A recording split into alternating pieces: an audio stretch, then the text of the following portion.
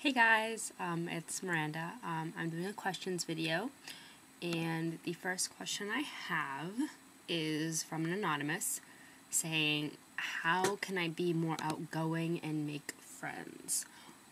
Well, you could start by not being anonymous. That'd be a great way. The key to, just being more outgoing and making friends and all of that is confidence. You have to have a lot of self-confidence, and it's not easy at all. People, especially when you try to make friends with people, they like to test you. They like to find out where your flaws and weaknesses are. So they'll make fun of you. They'd be like, you have a weird nose, or, why are you so short, or, whatever. But you have to just take that and say, yeah, that's me. This is who I am. You have to be confident in yourself. And you have to be able to ignore those mean things that people are going to say when you first meet them, or those odd ways of treating you. You have to just, you really have to love yourself. And that takes a lot of digging sometimes. It's not easy. I didn't have the confidence or anything that I have until, 2 years ago. I didn't have any friends until 11th grade.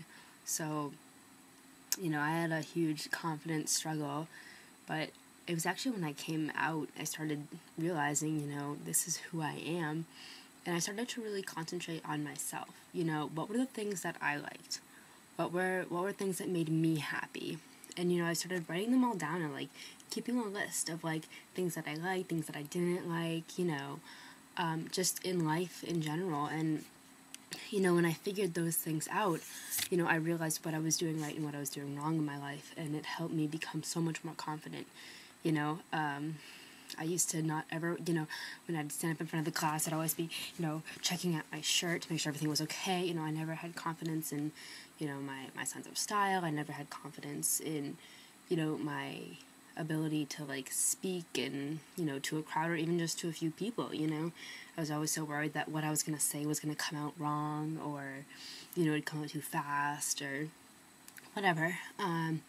But a few years ago I really started saying, what is me, what is my style, what do I like to talk about, where am I comfortable, how many people in a social group am I comfortable talking to at this moment? And it started off only being 2. I was only comfortable talking to 2 or 3 people. Now I can stand up in front of a group of 150 people. Well, actually, no, I stood up and did an improv thank you speech to my directors to a crowd of about 550. So, it's been a growing process, and you really have to be patient with yourself. But you do have to love yourself. So sit down, write down the things that you do and don't like about yourself, and that you like to do and you don't like to do, and all that stuff, and build a lot of self-confidence. And, the second you get that confidence, I can't snap with that hand. The second you get that confidence, life becomes so much easier. People will want to be friends with you, because it's people can tell if you have confidence or not. And people who can tell that really well are usually those bitchy people. They're like, oh my god, that bitch doesn't have confidence, let's go make fun of her. So just, it's weird, but you can tell. I can tell when someone has confidence and when somebody doesn't, even just being gay. If you're overly gay, I'm gay, here I am, blah, blah, blah. And I started off like that. I was like, hey, I'm a lesbian, guess what, everybody, I'm gay, And it's this really overbearing weird thing. It's because you don't have confidence in yourself. And it's saying it out loud makes it more and more realistic or something. I don't know. But, so don't be outwardly overconfident, because that just means that you don't have confidence. It sounds like you're just reassuring yourself after a certain point. If you like softball, be like, hey, I like softball. Your whole life doesn't have to revolve around softball. I mean, I get that some people's their whole life revolves around softball. You don't have to talk about it 24/7. You don't have to, doodle pictures of it on the side of your notebook and show it to your friends. And I mean, you can just be like, hey, I like softball. And then if it comes up in conversation again, be like, hey, yeah, I know this, and this about softball. But, just don't be overbearing. That's a huge thing when it comes to, like, making friends and finding, like, similar ground. You can't be overbearing. Like, your friends, they're not going to want to hang out with you all the time. As sad as that's going to seem. Like, me and my best friend, we don't hang out a lot. We make it a point, usually, to, like, go out to dinner once a week. But other than that, like, we don't see each other in school. We see each other after school, but we don't hang out, like, religiously. You know, I don't call her every night. But that's part of the reason why we are so good friends, because whenever we see each other, we have stuff to talk about, and, you know, we know about each other's lives. Like, if something's going wrong, like, I can walk up to her and be like, hey, what's up, you know, but, we give each other space, and then when we get together, it's great. You know, we spend hours together, you know, we go out, go shopping, whatever, but, you have to understand that, like, people aren't gonna always want to spend time with you, and not everybody's going to want to be your friend, you know. There are people who, in high school, especially, like, when I first went to I transferred, I was a transfer student, my freshman year, there were kids for sure who I wanted to be friends with, and I went to a small private school before, down in Dover, and, like, everyone was my friend, like, it wasn't, like, an issue, and now, like, most people are my friends, like, I know everybody at the school, but, like, there are people who I want to be friends with who don't want to be friends with me. Don't force it. Don't try to be friends with people who don't want to be your friends. My biggest friend help was, for sure, theater. So freshman and sophomore year, I didn't really have friends. But then my junior year, I joined theater, and I gained friends, and it was awesome. Like, extracurricular activities are the best way to get friends, because you all have an interest in common. You know, you all have a topic to talk about that you both like.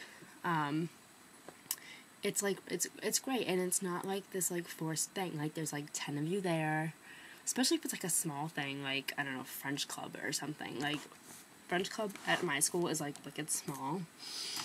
So, like, it's, like, 10 people who all like the same thing, and that's it. Boom. You already have a set of people who you kind of going to, you know, and, like, you see each other, like, once a week after school, or however many times you meet, you know, and, like, even in school, you know, conversation starter, hey, do we have a meeting this week, or, you know, hey, what do you think, you know, walk up to them at the locker, you know, what we talked about yesterday at French Club, you know, what do you think about that, you know, do you think it's a good idea, bad idea, whatever, you know, like, it's a good starting ground for friendships, and it forces you, kind of, into a social situation, because when you're in a small extracurricular activity, you don't have the option of being silent. Like, whatever administrator is there is going to be like, hey, you in the corner who's not talking to anyone and being all weird, like, come over here and join the group and speak your mind. You know, at least that's how it is in my school. So joining extracurriculars is a great way to make friends.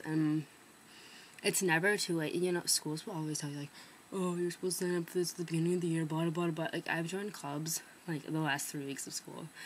And especially, like, because it's, like, a new semester starting soon, like, this is your time to join a club. Like, get on it.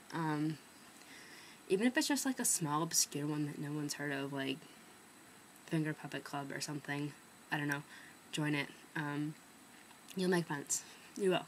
And most groups are very accepting, because there's a very small amount of people. Like, theater is the most accepting. I've played a lot of sports. I was a huge sports kid growing up. And then I was a big band kid, and then I joined theater, and it was, like, the most accepting group out of all of them, you know, because it takes all kinds of people in theater, you know, like, Glee Club it's very accurate, you know, you do have, like, the kind of, like, gangstery, you know, what's up person, you have, you know, the very preppy white girls, you have, you know, the not-so-rich kids, you have the really rich kids, you know, but you all have to come together, because in theater, every person counts. It's not like a sports team where they can just replace you if you can't do something. You know, it's like every single person is important in theater, and they make sure you know that, and it's awesome. So, theater, definitely, but just, you know, confidence is big, and an extracurricular will help you make friends, for sure. And then, once you start making friends, you'll also grow in your confidence. They, like, help each other out, so that's my answer to that. And don't be anonymous. Come say hi to me on, like, regular chat. Okay, next question. Crushing on anyone and why? Also sent by an anonymous. Yeah,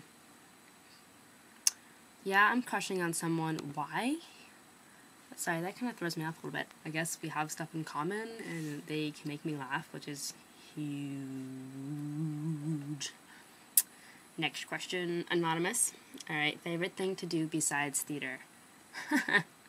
There is no life besides theater. What do I have to do besides? I don't know. My life kind of consists of waking up, going to school, theater, homework, bed, wake up. I don't know, like hang out with friends. I don't have spare time to do anything. I don't have any hobbies. I don't do crafts. I like art. I doodle in my spare time. Studio art. Working on drawing my tattoo that I'm getting for my mom. If you want to know about that, you can ask me. That had nothing to do with the question, sorry. Alright, next question. Also sent by an anon. If you could go back in the past and change one thing that's happened to you, would you, and if so, what would it be? You know, I've been through a lot.